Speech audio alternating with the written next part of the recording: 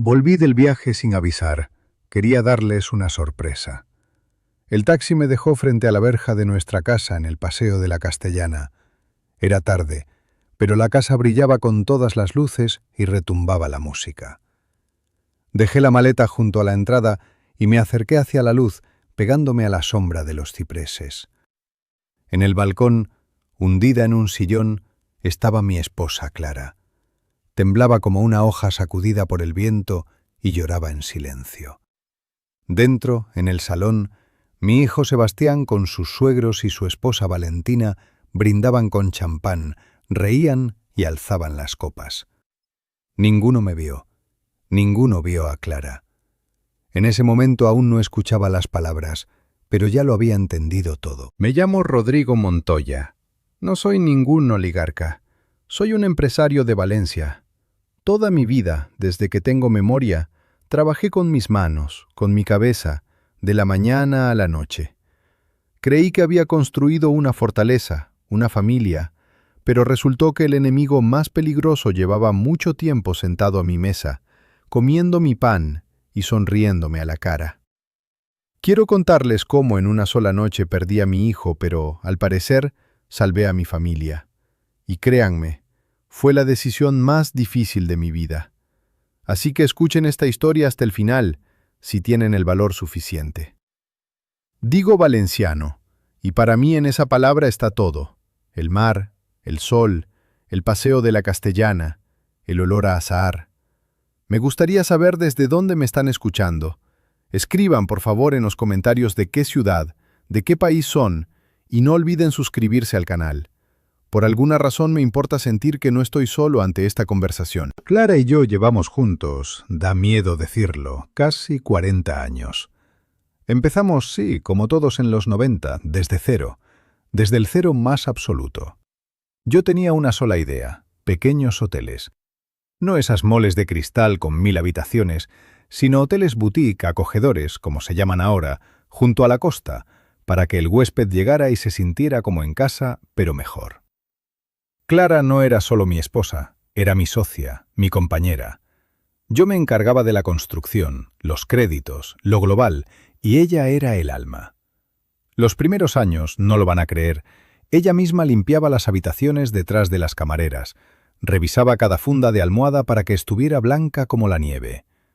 Llevaba ella sola la contabilidad, contaba cada céntimo, hasta que pudimos permitirnos un profesional de verdad. Conocía a cada empleado por su nombre, sabía quién tenía a los niños enfermos, quién tenía a la madre mayor. Yo levantaba las paredes, ella les daba vida. Y lo logramos. 5 hoteles, pequeños pero sólidos, una casa en el Paseo de la Castellana, el respeto de la ciudad. Nunca derrochamos. No compramos yates ni volamos en jets privados. Simplemente vivíamos con dignidad y pensábamos que en esta vida habíamos hecho todo bien. Lo hicimos todo por nuestro hijo. Sebastián, Seba, hijo único. Le dimos todo lo que pudimos, y más. El mejor colegio, profesores particulares, estudios de arquitectura. Era un chico capaz, no tonto, para nada. Dibujaba bien. Creíamos que seguiría mis pasos, que desarrollaría el negocio. Incluso hizo un par de proyectos para nuestros nuevos edificios. No estaban mal, hay que decirlo. Pero después conoció a Valentina, una chica de buena familia, de esas donde el padre siempre arreglaba los asuntos. Una familia con dinero, con contactos, donde todo estaba controlado. Al principio hasta me alegré, pensé que quizás eso lo espabilaría, que tendría estímulo, una competencia sana. Pero salió exactamente al revés. Seba se acostumbró muy rápido a la vida fácil. ¿Para qué esforzarse, si se puede no esforzarse? ¿Para qué construir una carrera, si el suegro siempre puede hacer una llamada? Se casó. Empezaron a vivir a lo grande, restaurantes, resorts, ropa de marca. ¿Y quién pagaba ese tren de vida? Exacto, Rodrigo Montoya. Clara fue la primera en notarlo.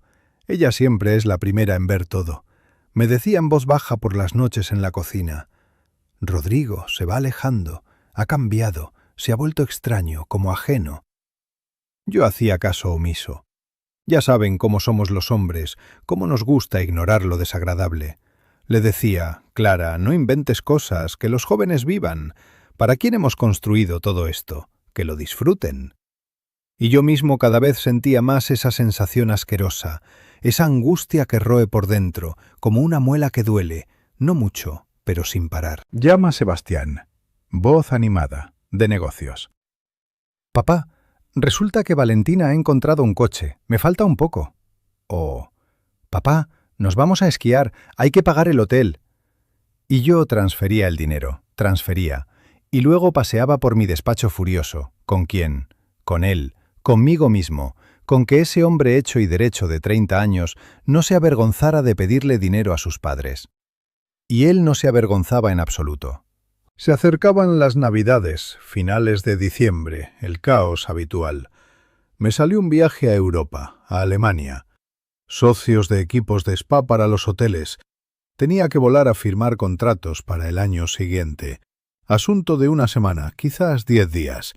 Debía estar de vuelta para el 31 de diciembre. Empecé a prepararme, a hacer la maleta. Y fue entonces cuando noté que algo le pasaba a Clara. Se había vuelto silenciosa. No es que ella sea de las que grita, pero aquí era como si se le hubiera llenado la boca de agua. Andaba por la casa como una sombra, encerrada en sí misma. Le preguntó, «Clara, ¿ha pasado algo? No tienes buena cara. ¿La tensión?» Ella daba un respingo, sonreía, pero era una sonrisa muerta, pegada. «No, Rodrigo, todo bien. Estaré cansada, el fin de año, los informes, ya sabes». Y le creí, o hice ver que le creía. Los negocios, el avión, los contratos. Los hombres muchas veces no vemos lo esencial hasta que explota justo delante de nuestras narices. Volé, y allí, en esa ciudad alemana limpia y ordenada, me golpeó. Estaba sentado en el hotel mirando por la ventana al mercado navideño. Luces por todas partes, música, gente riendo. El vino especiado olía a canela y yo tenía el alma revuelta. Llamé a Clara 1, 2 veces. Respondió con una voz uniforme, demasiado uniforme. «Todo bien, Rodrigo, trabaja tranquilo.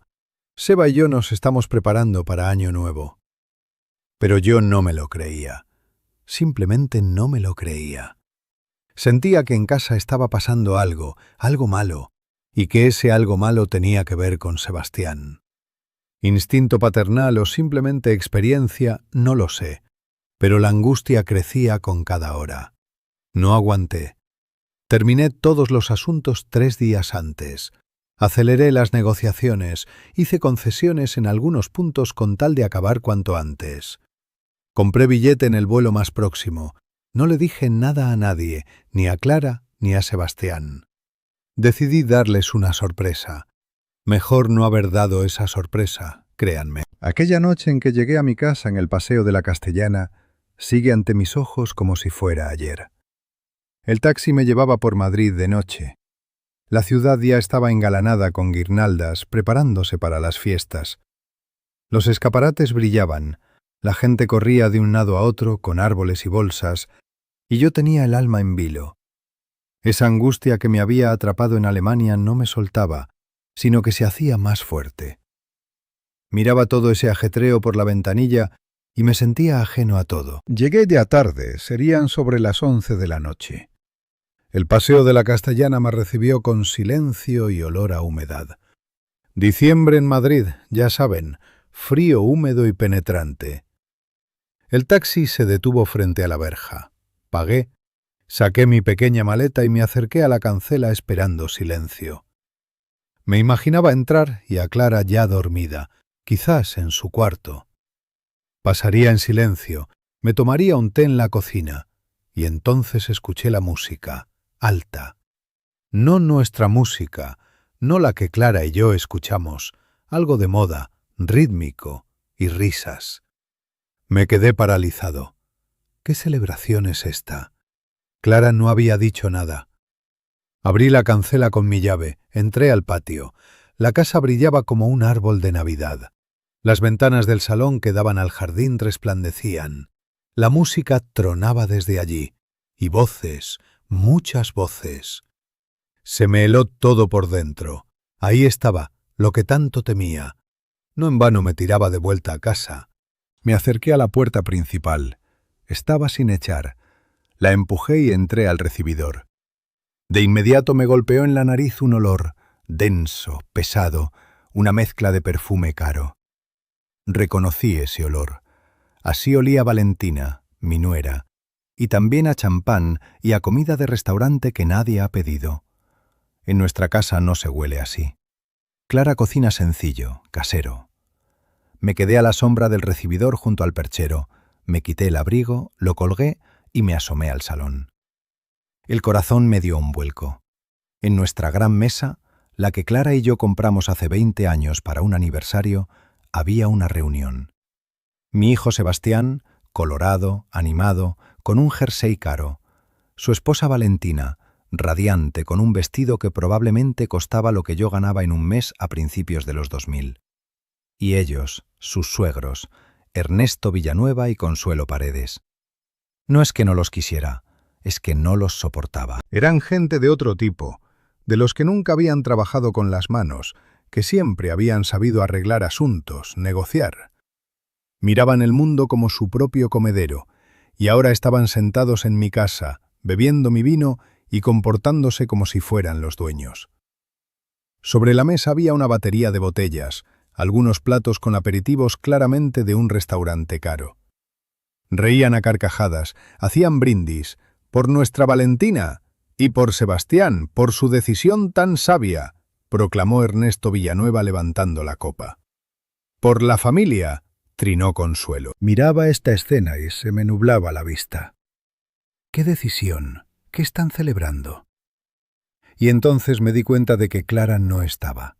No estaba en la mesa, no estaba en el salón. Crucé rápido el pasillo intentando no hacer ruido. Me asomé a la cocina. Vacío. Solo un montón de vajilla sucia y cajas de comida. El dormitorio, la cama sin deshacer. Y entonces vi que la puerta del balcón, ese que da al salón, estaba entreabierta. De ahí venía el frío. Me acerqué. La música se oía algo menos, pero las voces más alto. Y la vi. Mi Clara estaba allí, en el frío balcón en la oscuridad, hecha un ovillo en el viejo sillón de mimbre. Sobre los hombros llevaba su antiguo chal de lana, ese que le traje yo hace 1000 años. Estaba sentada de espaldas a la fiesta, mirando el jardín oscuro. Di un paso hacia ella y escuché que sollozaba, muy quedo, para que nadie la oyera. Lloraba. Mi Clara, la persona más fuerte que conozco, estaba sentada sola en el frío llorando mientras en su casa había un festín. ¿Saben qué siente un hombre cuando ve las lágrimas de su mujer? ¿Y qué siente cuando comprende que es él mismo quien no la ha protegido, no se ha dado cuenta, la ha dejado sola? Quería irrumpir en ese salón y destrozar todo, volcar esa mesa, echar a esos invitados, agarrar a Sebastián por las solapas. Pero me detuve, porque en ese momento me llegó una conversación. Hablaban de mí y de Clara. Hablaba Consuelo, la suegra. Una voz, ya saben, melosa pero con veneno. Sebastián, tienes que ser un hombre. Tienes que resolver este asunto. Tu madre es una mujer sencilla, no entiende, se aferra a lo antiguo. Consuelo tiene razón, secundó Ernesto Villanueva. Es solo una formalidad, para tu tranquilidad, para nuestra Valentina. La casa es un activo importante. Las herencias son asuntos sucios y largos. Así todo quedará limpio. Me quedé helado. ¿Qué herencia? Si yo todavía estoy vivo. No lo sé. Era la voz de Sebastián, tenue, insegura, farfullando. Mamá se ha disgustado mucho, ha llorado. Quizás esperemos a que vuelva papá. Y entonces Valentina, su esposa, soltó una risita, fría. ¿Esperar, Seba? ¡Qué crío eres! Tu padre vuelve y lo echa todo abajo. Ya sabes que él es de la vieja escuela, se aferrará a lo suyo hasta el final. Pero a tu madre ahora sí se le puede convencer, es blanda. Exacto, cortó Consuelo. Mañana sin dilaciones. El notario ya está avisado. Mañana por la mañana vais, y Clara firma el documento de donación. Todo hay que hacerlo mientras el padre está fuera del país. Por tranquilidad, Sebastián, por el futuro de tu familia, para que no haya problemas después. Una donación de mi casa, de Clara. Estaba de pie en la oscuridad del pasillo entre el bullicioso y borracho salón y el frío balcón donde lloraba mi esposa. Y lo entendí todo.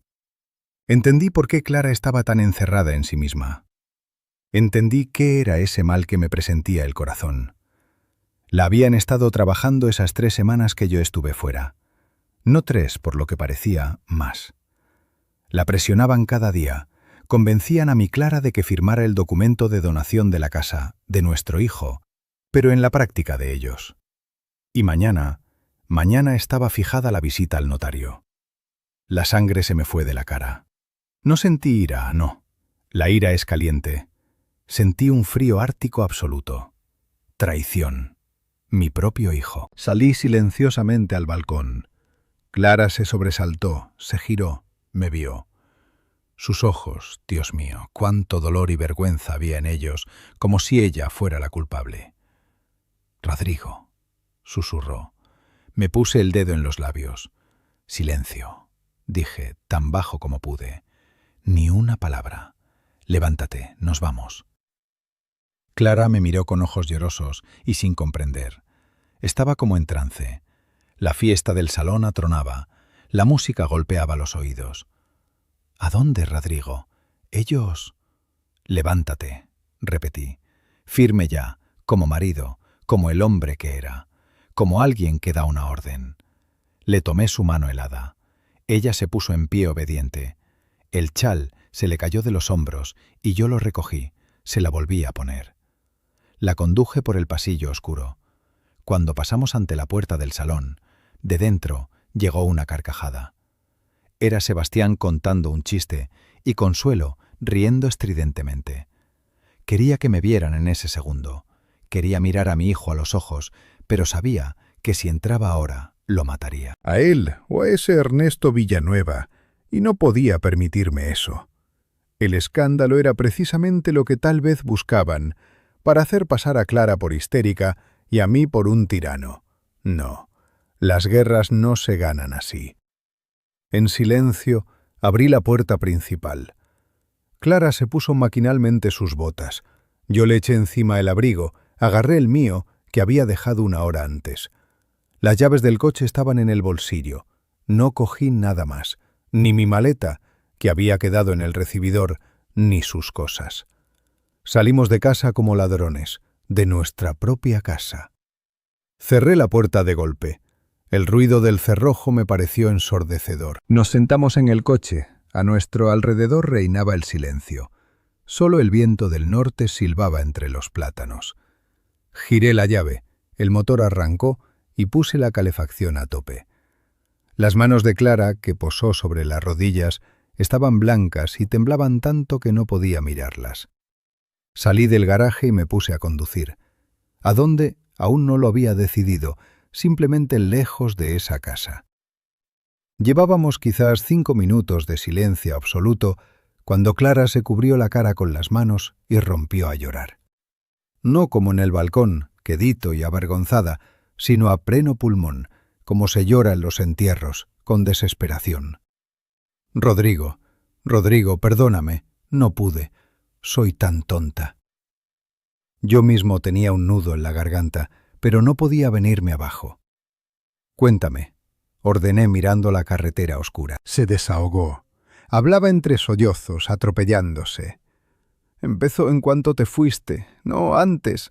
Antes empezaron a trabajar a Sebastián, que él es el único heredero, que todo tiene que hacerse bien. Valentina, todo es Valentina y su madre. Le llenaban la cabeza de que nosotros, que yo podría cambiar de opinión, que podría acabar senil», sollozó. «Al principio pedían, Rodrigo. Sebastián vino solo. Decía, mamá, es solo una formalidad para mi tranquilidad». Me negué. Dije que cuando volviera el padre lo decidiríamos. Pero luego empezaron a venir cada día todos juntos. Valentina, sus padres. Sebastián estaba sentado callado y ellos decían que soy egoísta, que no pienso en el futuro de mi hijo, que me aferro a un peso muerto. Y Consuelo, ella me dijo, «Clara, así hacen todas las personas decentes. ¿Para qué quieren ustedes esta casa? Son mayores, ya no necesitan nada. Apreté el volante tan fuerte que se me pusieron blancos los nudillos. ¿Y Seba? Pregunté en voz baja. ¿Qué? Sebastián. Sebastián callaba, casi gritó Clara. Estaba sentado mirando al suelo. Solo una vez dijo, «Mamá, ¿qué te cuesta?» Rodrigo, me rompieron. Dijeron que si no firmaba, que Seba y Valentina se irían, que me quedaría sola. Hoy trajeron champán, dijeron que celebraban la reconciliación. Pusieron el notario para mañana. A las 10 de la mañana tenía que firmar. No sabía qué hacer, simplemente me derrumbé. Ella lloraba, y yo, ya saben, no sentía lástima ni por ella ni por mí. En mí bullía una rabia helada, esa que no grita, sino que actúa. Habían presionado a mi esposa durante 3 semanas, mi hijo, mi único hijo. Estuvo mirando cómo humillaban a su madre. Esperó a que se rompiera para quitarnos la casa. Conducía por la ciudad de noche. ¿A dónde? Lo supe. ¿A dónde íbamos? A uno de nuestros lugares, a nuestro primer hotel, el Almirante. Donde todos nos conocen, donde estaríamos a salvo. Me acerqué al hotel. El recepcionista nocturno, Paquito, salió corriendo al ver mi coche. «Don Rodrigo, pero si estaba usted en Alemania, ya está en Madrid». «Paquito, danos la mejor suite, y ni una palabra a nadie de que estamos aquí, a nadie». «Entendido, entendido, don Rodrigo», asintió viendo mi cara y los ojos llorosos de Clara. Subimos a la habitación. Limpieza inmaculada, silencio. Al fondo rugía el mar. Clara se sentó en un sillón y se quedó callada, mirando al vacío. Estaba agotada, y yo sentí que había recobrado la calma. La casa era territorio enemigo, pero aquí era el mío. «Clara», dije poniéndome en cuclillas ante ella, «escúchame. No tienes ninguna culpa, ¿me oyes? Ninguna. Tú simplemente lo quieres, y él...». No terminé la frase. Saqué el teléfono. «Tienes que dormir. Bebe agua. Ahora lo arreglo todo». Él asintió. Salí al balcón de la habitación. Cerré la puerta. Serían las 2 de la madrugada. Marqué un número. Sonaron largos tonos. Por fin, una voz soñolienta y malhumorada. «Diga». «Marcos, soy Rodrigo». Marcos era mi abogado desde hacía 25 años. Sabía todo sobre mí y mi negocio. No era solo un abogado, era un lobo. «Montoya», se desveló al instante. «¿Qué ha pasado? Debías estar...». «Estoy en Madrid, en el Almirante. Necesito que estés aquí en media hora con el portátil y todos los formularios». «¿Qué urgencia es esta?» «Incendio». «¿Hacienda?» «Peor», dije. «Familia». A los 35 minutos Marcos estaba sentado frente a mí en la habitación. Clara dormitaba en el sillón tapada con una manta. Marcos llevaba vaqueros y jersey, con los ojos rojos de no dormir. «Cuéntame». Y le conté. Brevemente, escuetamente, sin emociones. La fiesta, la conversación, la donación. El notario a las 10 de la mañana. Marcos escuchó y su cara se fue poniendo de piedra. Conocía a Sebastián desde niño. «Entendido», dijo cuando terminé. «¿Cuál es el plan?» «Plan simple, Marcos», dije. «Les quitamos todo». Miré a Clara dormida. Toda mi vida, todo lo que había construido, lo construí para ella y para él. Y él había decidido arrebatárnoslo todo, pasando por encima de su madre. Primero, empecé a doblar los dedos. Todos los poderes otorgados a nombre de Sebastián Montoya, anulados. Bancarios, de gestión de los hoteles, de administración, todo lo que haya. «Hecho», asintió Marcos abriendo el portátil. Segundo, la casa del Paseo de la Castellana. Es propiedad conjunta. Quiero una prohibición notarial inmediata sobre cualquier acción registral. Donación, venta, alquiler, para que ningún notario en el país pueda hacer nada. Es posible. Por la mañana hago la solicitud. A las 9 estará la prohibición. Llegarán a las 10 y se darán con la pared. Bien, pero no es suficiente. Tercero, el testamento. Marcos me miró. «Rodrigo, ¿Estás seguro? Nunca he estado tan seguro, Marcos. Quiero cambiar completamente el testamento, el conjunto de Clara y el mío. Quiero que Sebastián Montoya no reciba ni un céntimo, ni la casa, ni las acciones, ni las cuentas. Nada. Marcos guardó silencio. Montoya, eso es en caliente. Era mi hijo, corté. Hasta esta noche. Todo lo que hemos ganado, tras nuestra muerte, irá a una fundación benéfica. Escribe: Fundación de ayuda a niños que han perdido a sus padres. Irónico, ¿verdad? Marcos suspiró. Como usted diga, la voluntad del testador es ley. Clara, ¿firmará? Hablaré con ella por la mañana. Aún no es todo, dije, sintiendo cómo el hielo interior se convertía en granito. Sebastián tiene acceso a la caja fuerte de la casa y llaves de la misma. Saqué el teléfono y marqué otro número. El jefe de mi servicio de seguridad. Aló, don Sergio, buenas noches. Sí, soy yo.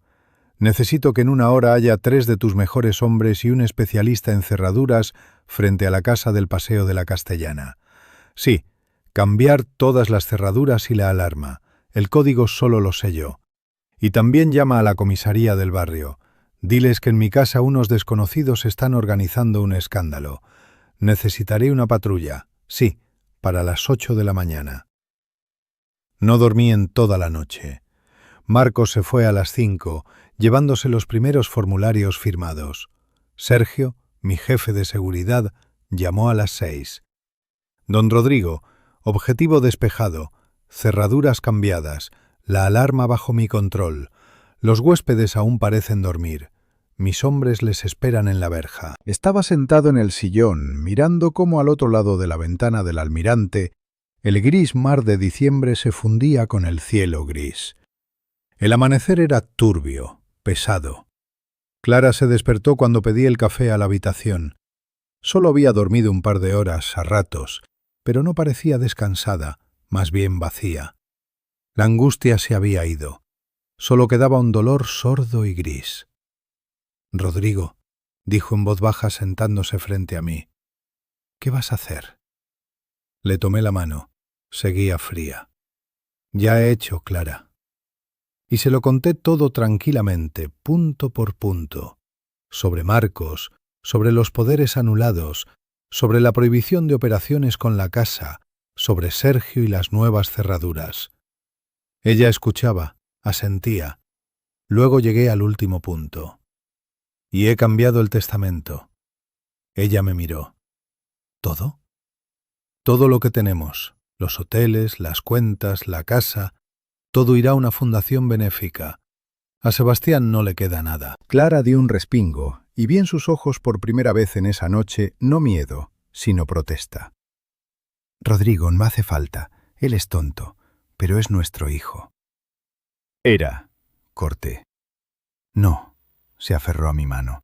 Rodrigo, no puedes, lo matarás. No sobrevivirá sin nosotros, se perderá.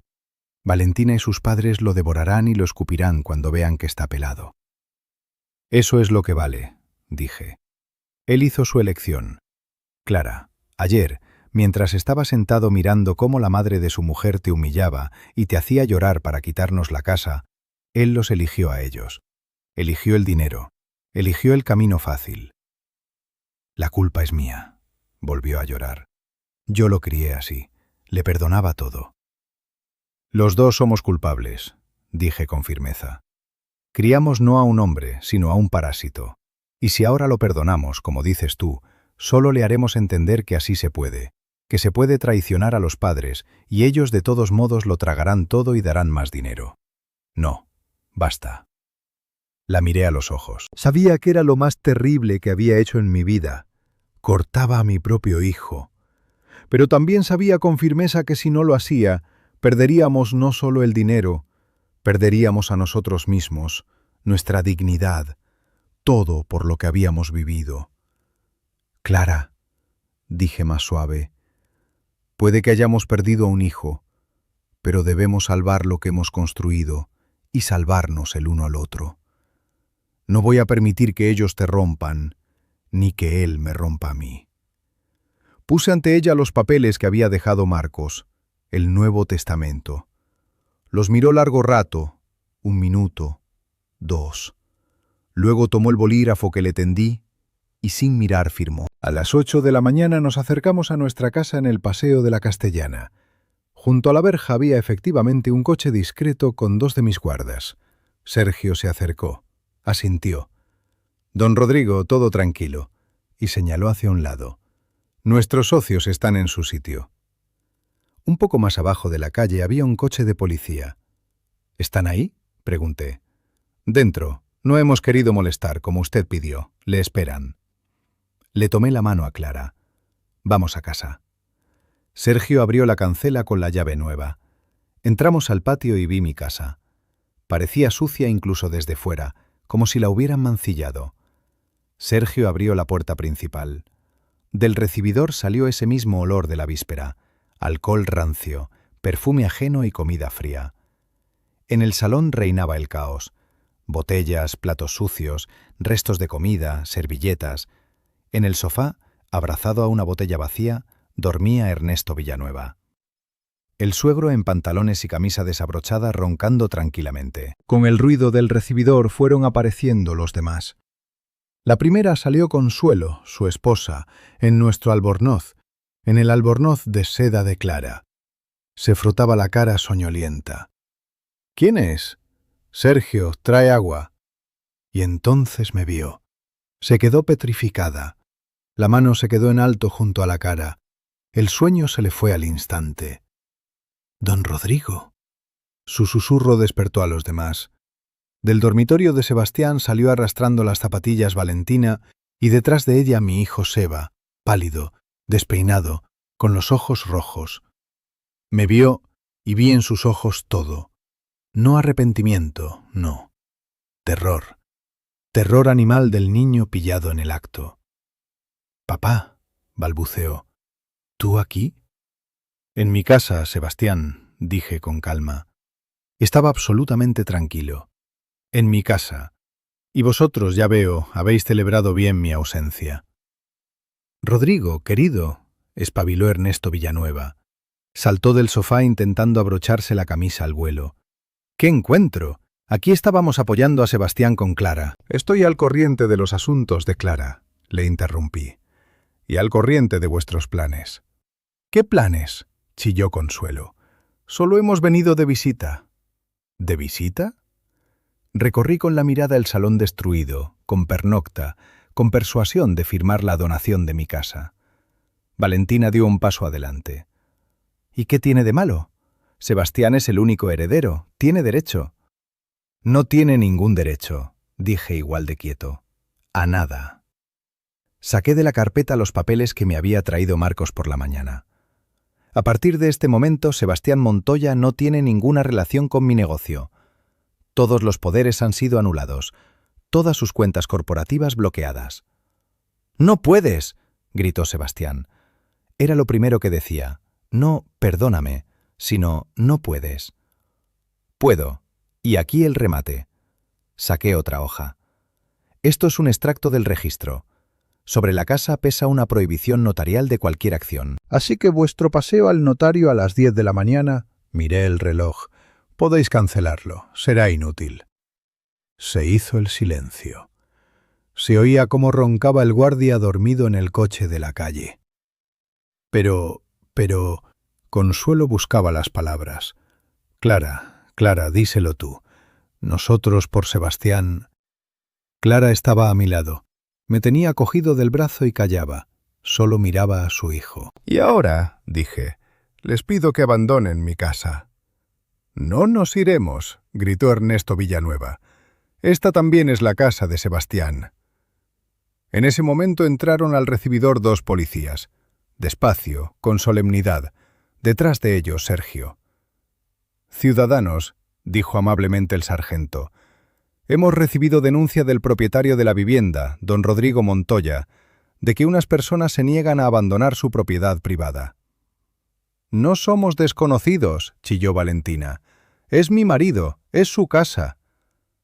«Su marido no está empadronado aquí», dije yo.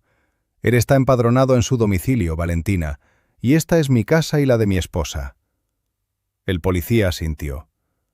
Les ruego, ciudadanos, no llevemos esto a una detención. Recojan sus pertenencias y a la salida. Consuelo y Ernesto comprendieron que el espectáculo había terminado. Se precipitaron a las habitaciones, silbando de rabia, recogiendo sus cosas. Valentina corrió tras ellos. Solo Sebastián se quedó en medio del salón. Me miraba. Pálido, aplastado. «Papá», susurró. «Papá, yo te esperaba». ¿Qué esperaba? Que dijera «perdóname, no quería». «Papá, me obligaron ellos», farfulló. Y en ese momento algo murió en mí definitivamente. Ni siquiera entonces asumió la culpa. Se lo cargó a ellos. «Fuera», dije. «Papá». «Fuera», retrocedió. Vi cómo en sus ojos asomaba el miedo, luego la rabia. Se giró y fue hacia la salida. Junto a la puerta se volvió. Valentina ya le gritaba desde el porche. «Seba, ¿vienes?» Él me miró, luego a Clara, y le dije esas palabras. «El parentesco no justifica la traición. Vete». La puerta se cerró de golpe detrás de él. Clara se apoyó en mí y lloró en voz baja. La abracé. Estábamos en medio de nuestra casa destrozada. Habíamos ganado, pero fue la victoria más amarga de mi vida. Cuando se cerró la puerta detrás de Sebastián, el silencio de la casa se volvió ensordecedor. Aplastaba los oídos. Clara se deslizó por la pared en el recibidor y se quedó sentada mirando al vacío. Los policías se despidieron amablemente y se marcharon. Mis guardias se quedaron en el patio y nosotros nos pusimos a limpiar. Ya saben, eso fue lo más terrible. 30 años habíamos construido esta casa. Cada taza, cada plato lo habíamos comprado juntos. Y ahora recorríamos nuestro salón como si fuera un solar en ruinas y recogíamos basura ajena. Colillas en las macetas, manchas pegajosas de champán en el parqué, restos de papel de aluminio, servilletas sucias y ese olor penetrante y nauseabundo, de fiesta ajena, olor a traición. Clara lavaba la vajilla en silencio. Tomó un plato del que había comido Consuelo y de repente lo arrojó con fuerza contra el fregadero. El plato se hizo añicos. «Los odio», susurró. «Los odio a ellos y me odio a mí misma». Me acerqué, le tomé las manos en silencio y las saqué del fregadero. En la palma tenía un pequeño corte, manaba sangre. «Vamos», dije, «basta, llamamos a una empresa de limpieza». «No», sacudió la cabeza mirando su sangre, «yo misma, debo hacerlo yo». Y siguió. Lavaba, frotaba, restregaba, como si intentara limpiar no la casa, sino lo ocurrido. Y yo recogía botellas, champán carísimo, coñac. Supongo que todo lo que Seba encontró en mi bodega.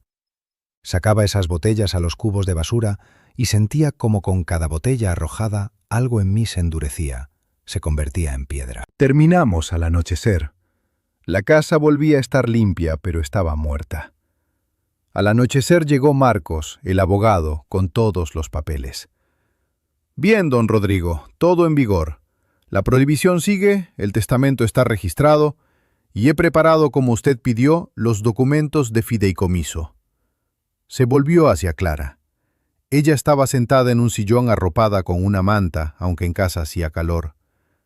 «Clara», dijo él suavemente, «con estos papeles usted se convierte en la única beneficiaria. Pase lo que pase, incluso con don Rodrigo, ninguna persona, Sebastián incluido, podrá reclamar ni un solo céntimo mientras usted viva. Toda la gestión del negocio, todos los activos, todo funcionará para usted. Está completamente protegida. Lo hice por si acaso, si me pasara algo para que Seba, o no lo quiera Dios, esa familia suya, no pudieran volver a presionar a Clara». Ella asintió en silencio. «Gracias, Marcos». «Rodrigo», me dijo él ya en la puerta, «las grabaciones de la conversación que me diste, las he incorporado. Eso es coacción. Si se mueven, se puede abrir causa». «No hace falta», dije. «Quédatelas tú como garantía». Asintió y se fue. Empezaron los días terribles. Ya saben, cuando ocurre una gran desgracia, primero vas con la adrenalina, actúas, decides, combates, y luego, cuando todo está hecho, te aplasta. Nos aplastó. Vivíamos en una casa vacía y resonante. Clara casi no hablaba. Iba de habitación en habitación como una sombra. A veces la encontraba en el cuarto de Sebastián. Hacía tiempo que no vivía allí, pero el cuarto seguía siendo suyo.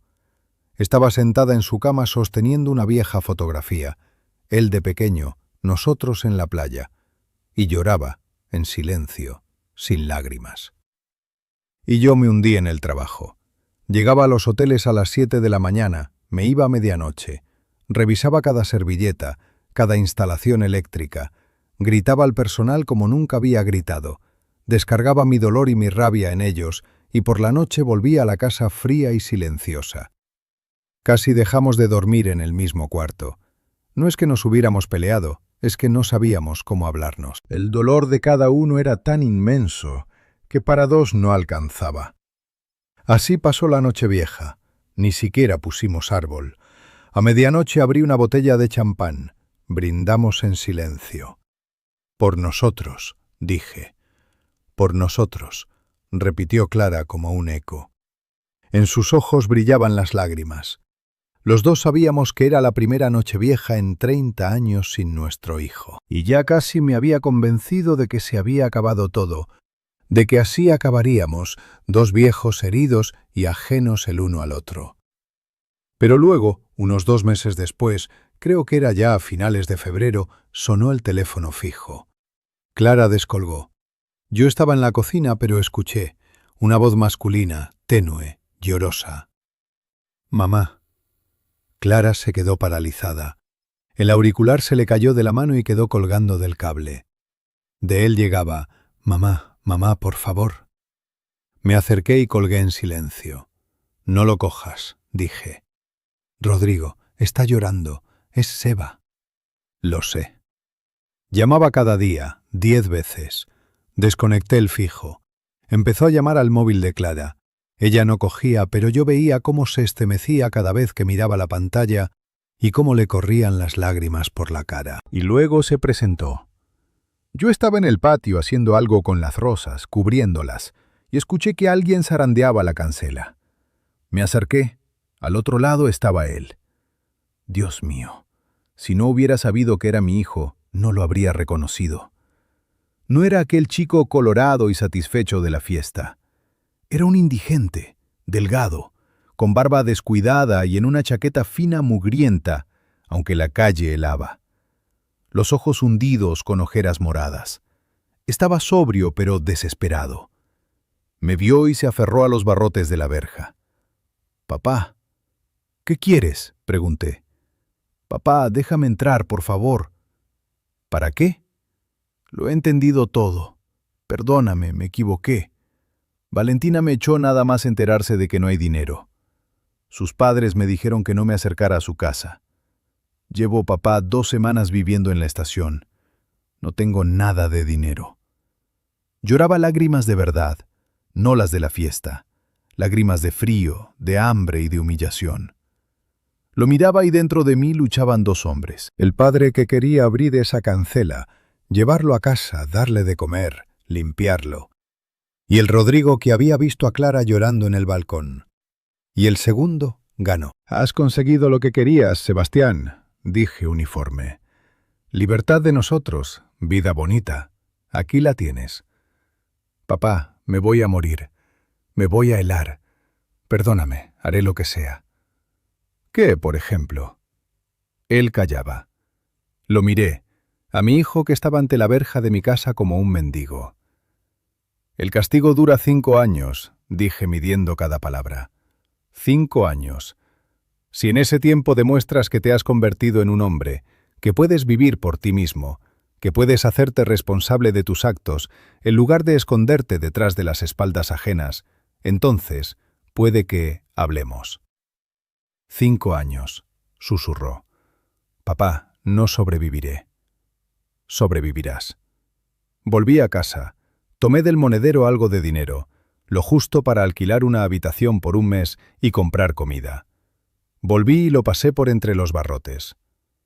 Esto es todo. No habrá más, ni un céntimo.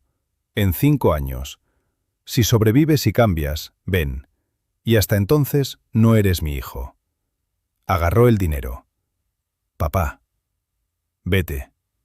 Me giré y fui hacia la casa. Clara estaba de pie junto a la ventana del salón.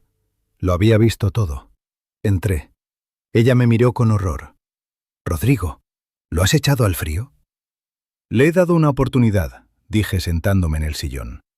El corazón me latía tan fuerte que parecía que iba a romper las costillas. Solo una. Y ahora díganme, ustedes que me están escuchando, ¿debería haber sido misericordioso en ese momento, como pedía Clara, y haberlo dejado entrar, débil y destrozado como estaba? ¿O hice bien en cerrar la puerta, obligándole a pagar su traición hasta el final? Después de ese día en que eché a Sebastián de la verja, la vida se convirtió en un desierto. 5 años. Yo mismo había fijado ese plazo y pendía sobre nuestra casa como una sentencia. Clara ya no lloraba, se había petrificado. Vivíamos como vecinos, cenábamos juntos. Le contaba cosas de los hoteles, ella asentía, pero entre nosotros siempre estaba la sombra de nuestro hijo. Sabía, lo notaba en las entrañas, que ella intentaba averiguar algo sobre él. Llamaba a algunos conocidos comunes de antes, no lo prohibí, pero una vez le dije, «Clara, no sirve, este es su camino. Si ahora le ayudamos, todo habrá sido en vano». Ella me miró con tanto odio que me eché hacia atrás. «Eso no es un camino, Rodrigo, es la muerte. Lo estás matando». «Le estoy dando la oportunidad de nacer», respondí, pero no era tan monstruo como parecía. Yo también era su padre. No podía simplemente arrojarlo a la calle y esperar a ver qué pasaba. Al día siguiente de aquella conversación junto a la verja, llamé a Sergio, mi jefe de seguridad. «Sergio», dije mirando la mesa, «necesito saber dónde está, cómo está. Pero hay una condición». «¿Cuál, don Rodrigo?» «Que él no lo sepa, que no lo sepa nadie. Lo encuentras, pones a alguien. No necesito detalles. Necesito saber 3 cosas. Que está vivo, que no está en la cárcel y que, dudé, que no pasa hambre. Todo. Ninguna ayuda, ninguna intervención. Solo observa». Sergio asintió y empezaron mis informes secretos. Una vez a la semana, Sergio me ponía sobre la mesa una fina carpeta. La leía cuando Clara no estaba en casa. Los primeros meses fueron un infierno. Leía y me quedaba sentado. Sebastián había alquilado efectivamente una habitacioncita en una pensión del barrio viejo con el dinero que le di. Intentó trabajar en su especialidad, pero su título de arquitecto sin contactos ni experiencia no le servía a nadie. El suegro y la suegra se habían encargado de que todos sus conocidos supieran que Sebastián era un apestado. Leía cómo iba a las obras y trabajaba de peón, cargando sacos. Le timaban con el dinero. Leía cómo vendió su caro teléfono, luego el reloj que yo le había regalado. Varias veces estuve a punto de llamar a Sergio, decirle, «Basta, ayúdale». Pero luego recordaba los ojos de Clara en ese balcón y bajaba la mano. Tenía que tocar fondo por sí solo. Y luego, unos 3 meses después, los informes cambiaron. Sebastián consiguió trabajo en una pequeña oficina de arquitectura en las afueras. No de arquitecto, sino de chico de los recados, de delineante. Estaba sentado ante una vieja mesa de dibujo y copiaba proyectos ajenos por 4 perras. Pasó un año y seguía trabajando allí. Se había mudado de la pensión a un apartamentito pequeño, destartalado, pero suyo. Sergio informó de que se habían divorciado oficialmente de Valentina. Ella ni fue al juzgado. Sus padres lo tramitaron todos solos, rápido, en silencio, y lo borraron de sus vidas. Pasaron 2 años. Clara en ese tiempo había envejecido 10 años. Casi no hablábamos de él. El tema se había vuelto tabú. Ella sabía que yo sabía algo, pero no preguntaba. Tenía miedo de escuchar la verdad. Y yo leía los informes de Sergio. Sebastián trabajaba, seguía siendo delineante, pero ya le confiaban algún proyectillo. La reforma de un local, el cálculo de un porche. Vivía de su sueldo. Era ridículo para nuestros estándares, pero con él vivía. No bebía, no pedía prestado, simplemente trabajaba. Y fue entonces cuando tomé la decisión. Era el momento. Llamé a Marcos y a Sergio. Necesito, dije, que lo prueben de verdad. El plan era sencillo pero cruel. Inventamos un cliente, supuestamente un rico empresario de Barcelona que quería construir un hotelito en la costa. Sergio buscó a un hombre, un ex-investigador que sabía meterse en un papel. Fue a esa oficina donde trabajaba Sebastián como cliente de la calle y dijo que buscaba arquitectos jóvenes con hambre. Le enseñaron unos bocetos y él señaló al azar el trabajo de Sebastián. «Esto», dijo. «Eso quiero. ¿Quién lo ha hecho?» El jefe de la oficina, un viejo hombre de carácter, sacó a Sebastián. Sebastián llevaba un jersey gastado y estaba delgado. El cliente se lo llevó a un restaurante caro. Por primera vez en 2 años, Sebastián comía bien. Y entonces el cliente puso las cartas sobre la mesa. «Mira, chico, me gusta tu estilo. Te doy este proyecto, serás el principal y cobrarás». Nombró una cantidad con la que Sebastián podría comprarse un piso. Es tu oportunidad de salir de ese agujero. A Sebastián, según me informó luego el hombre de Sergio, le temblaron las manos. «¿Qué hay que hacer?», preguntó. «Todo muy simple». El cliente se rió. «El proyecto quedará bonito, en papel, pero construiremos, bueno, ya entiendes, ahorrando un poco. Aquí el hormigón algo más barato, allí la armadura algo más fina. Tu tarea es solo firmar las actas de que todo va según el proyecto, ¿entiendes? Es solo negocio. Así lo hace todo el mundo. Tu padre», aquí el cliente dijo lo que yo le había pedido, «no era ningún santo. ¿Crees que levantó sus hoteles con agua bendita? Pues tú también empieza, ya lo sabes». Esperaba el informe de Sergio como si fuera una sentencia. Si aceptaba, todo habría terminado. Si aceptaba, lo había perdido para siempre. Lo había perdido definitivamente. Era podrido. Sergio llegó a verme al anochecer. Se sentó frente a mí. «Bueno», pregunté. «Montoya». Sergio me miró a los ojos. Rechazó. Se me cortó la respiración. «¿Cómo?».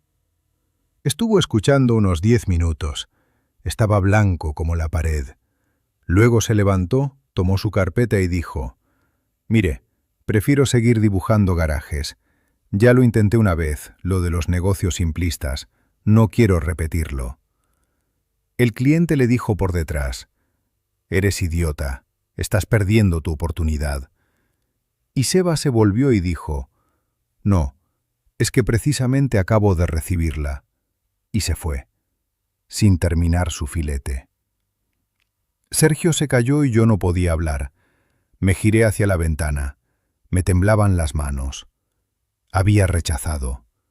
Mi hijo, hambriento, pobre, con el jersey gastado, había rechazado el dinero que habría solucionado todos sus problemas.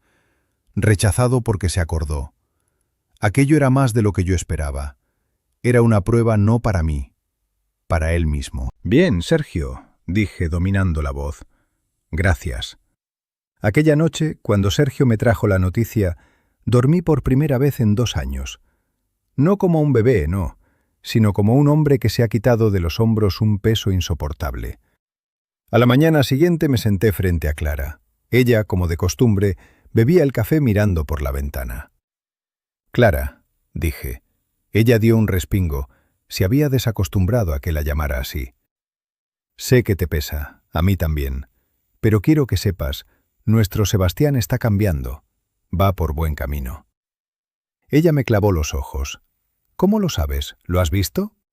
Negué con la cabeza. «No puedo decírtelo. Simplemente confía en mí. Saldrá adelante. Ahora lo creo». No podía contarle la farsa. Habría sido sucio. Era mi prueba, mi carga. Ella no tenía por qué saberlo. Y fluyeron los 3 años restantes. Antes esperaba los informes de Sergio con miedo. Ahora dejé de esperarlos. Paré la vigilancia. Solo le pagaba a Marcos para que 2 veces al año lo revisara en los registros. Vivo, sin antecedentes, trabajando, todo. Ya no me metía en su alma. Tenía que recorrer ese camino hasta el final por sí solo. Al año siguiente Clara no aguantó. Una vez volví a casa y ella estaba diferente. Los ojos le brillaban, tenía color en las mejillas. ¿Ha pasado algo, Clara? Dudó. Hoy pasé cerca de su oficina y lo vi desde lejos, desde lejos. Está tan mayor, Rodrigo, y tan delgado. Suspiré. Sabía que antes o después pasaría. ¿Hablaste con él? No, respondió asustada. No, ¿qué dices? No me vio, solo miré. La abracé. Pronto, Clara, ya pronto. Los 5 años vencían en marzo. Esperaba. Pensaba que vendría a la verja exactamente a los 5 años, pero no vino. Ni en marzo ni en abril.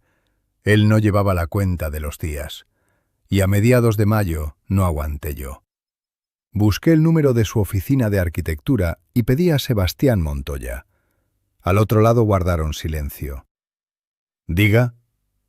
La voz era extraña, grave, ronca, cansada. La voz de un hombre adulto ajeno a mí, no mi Seba. «Hijo», dije.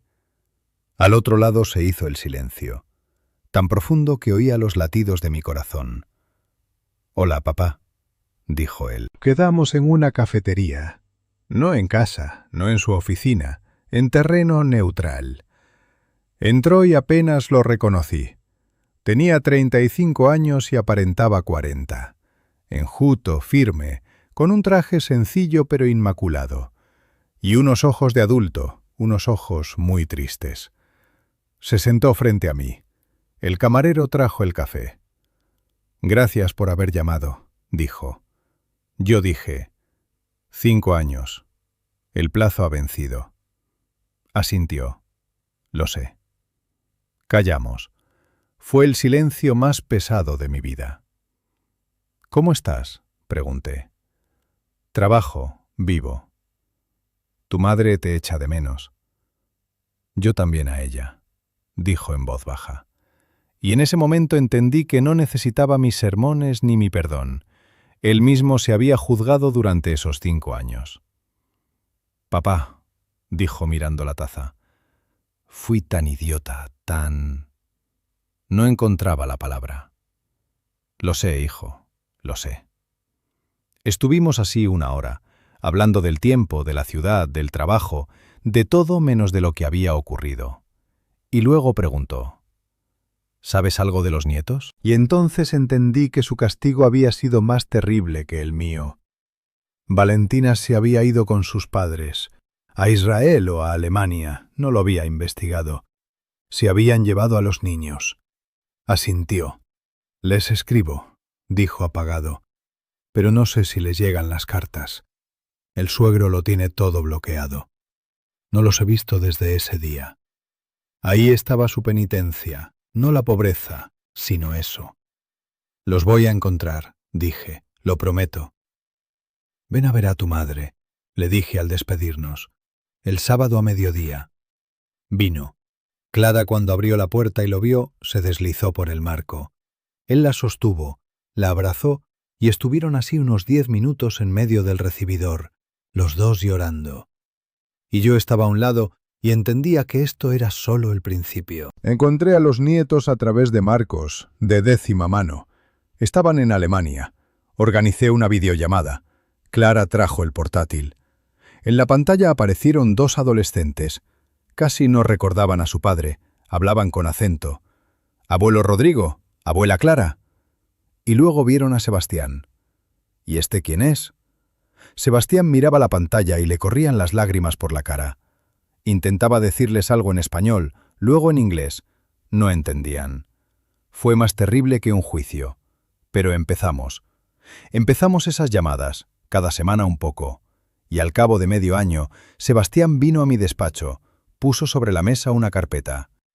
«Don Rodrigo», dijo formalmente, «tengo una propuesta de negocio.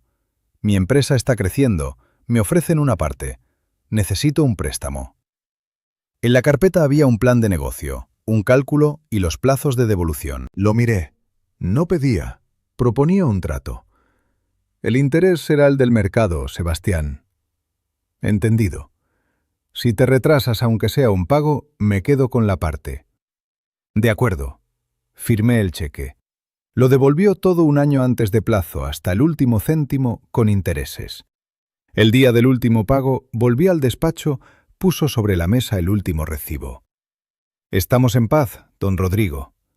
Me levanté, rodeé la mesa. «No, hijo. Ahora sí creo que estamos en paz». Le tendí la mano. «Vamos a casa. Tu madre ha hecho potaje». Pasaron 5 años. No volvimos a ser los de antes. No se puede pegar una taza rota sin que se vean las grietas, pero nos convertimos en una familia distinta, y se acercaba nuestro 40 aniversario de boda. 40 años, bodas de Rubí. Miraba a Clara y se me encogía el corazón. ¿Cuánto habíamos pasado? ¿Cuántas veces habríamos podido rompernos, separarnos, odiarnos el uno al otro, sobre todo en esos 5 años? Pero estábamos sentados en nuestra casa del Paseo de la Castellana, ante esa misma mesa donde una vez habían festejado los traidores. Solo que ahora a la mesa éramos nosotros 3, sin invitados, sin música estridente, solo nosotros. Sebastián llegó no como heredero, no como suplicante, sino como hijo que viene a felicitar a sus padres. Trajo flores para Clara y una botella de buen vino, comprada con su dinero. Estuvimos sentados, charlando tranquilamente, y Clara estaba serena. Por primera vez en años, vi en su cara no la máscara rígida del dolor, sino calma. Y entonces Sebastián se levantó, tomó la copa. Las manos le temblaban visiblemente. «Mamá, papá», empezó, y la voz se le quebró. Se aclaró la garganta. «Hoy celebráis 40 años, toda una vida, y quiero daros las gracias». Me miró directamente a los ojos, sin miedo, sin adulación. «Papá, quiero darte las gracias, pero no por lo que quizás crees. Quiero darte las gracias no por haberme aceptado al final, sino por haberme echado entonces». Clara dio un respingo y yo lo miraba y esperaba. «Te odié», continuó Sebastián mirándome a los ojos. «Los 2 primeros años me dormía y me despertaba pensando, qué cruel eres, cómo pudiste, por un error, a tu propio hijo». Me daba pena de mí mismo. Creía que erais un monstruo y yo una víctima. Cargaba sacos en la obra y pensaba que eras tú quien me había metido allí. Hizo una pausa, recobrando el hilo. Y luego, no sé cómo ocurrió. Simplemente me cansé de darme pena. Empecé a trabajar. Rechacé ese dinero sucio, esa trampa que me tendieron. Asentí, lo sabía. Y lo rechacé no porque te temiera a ti, sino porque por primera vez en mi vida tuve miedo de mí mismo. Entendí que si aceptaba, me convertiría en la copia exacta de los que despreciaba. Me volvería igual que los padres de Valentina. Y entonces entendí por qué lo hiciste. No me diste un castigo, papá. Me diste lo más terrible. Me obligaste a enfrentarme a las consecuencias. No quisiste salvarme. Me dejaste caer hasta el fondo para que pudiera impulsarme desde él. Si me hubieras perdonado entonces, si me hubiera regañado y dejado todo como estaba, nunca habría cambiado. Me habría quedado siendo ese miserable que estaba en el balcón convenciendo a su madre de que entregara la casa. Alzó la copa más alto. Gracias por tener el amor suficiente para ser duros. Gracias por no haberme tenido lástima. Me salvasteis precisamente porque no me perdonasteis. Bebió, se sentó y se cubrió la cara con las manos. Clara se acercó, le puso la mano en el hombro y yo estaba sentado comprendiendo que ahora mismo, en este instante, me había vuelto mi hijo. No aquel muchacho infantil, sino un hombre adulto, herido, pero de verdad. A la semana siguiente volví a ver a Marcos. Al anochecer le dije a Clara, «He rectificado el testamento». Ella se tensó. «Rodrigo, no hace falta, él ya...» «Tranquila», sonreí. «Le he devuelto una parte». «¿Todo?» «No, el 20%. Clara me miró sorprendida. «¿Por qué tan poco?» «Clara», dije tomándola de la mano, «no es por lástima ni como premio. Es un reconocimiento, ha crecido y ya ganará por sí solo. Y el 20% es un símbolo, su parte, ganada no como regalo, sino como sueldo por haberse convertido en una persona. Lo demás sigue igual. Tuyo y para las fundaciones benéficas. Tiene que recordar. Todos tenemos que recordar. La vejez llega sin que te des cuenta. Ahora me siento cada vez más a menudo en ese mismo balcón mirando hacia el mar. La casa que casi fue manzana de discordia, que fue testigo de tal traición, se ha llenado de nuevo de silencio. Sebastián trae a los nietos. Vienen en vacaciones desde Alemania, ya hablan mejor el español. Clara les enseña a hacer los dulces valencianos. Sebastián pasa horas conmigo aquí en el balcón. No hablamos de lo que ocurrió. Hablamos del futuro, de sus proyectos. Se ha convertido en un buen arquitecto. Me repito a menudo a mí mismo, a Sebastián y a Clara. El amor verdadero no consiste en perdonarlo todo. Consiste en ver la podredumbre a tiempo y no dejar que lo devore todo. Proteger a la familia no siempre es blandura. A veces es una decisión muy dura, muy fría. El perdón no vale nada si no se ha ganado. Es como el dinero falso, que parece que existe, pero no puedes comprar nada con él. Sebastián se ha vuelto otra persona. No porque le tuvieran lástima, sino porque una vez se le permitió responder hasta el final por lo que había hecho. He vivido una vida larga y he comprendido una sola cosa. Nunca pospongan la conversación difícil. Si ven que su ser querido va por mal camino, no callen, no le tengan lástima. A veces el bien más grande es decir la verdad y hacerle mirarla a los ojos. Por favor, cuiden a sus familias. Les he contado todo tal como fue. ¿Y a ustedes les ha ocurrido en la vida que una decisión que parecía el fin del mundo resultó ser la única salvación? Compartan su historia en los comentarios.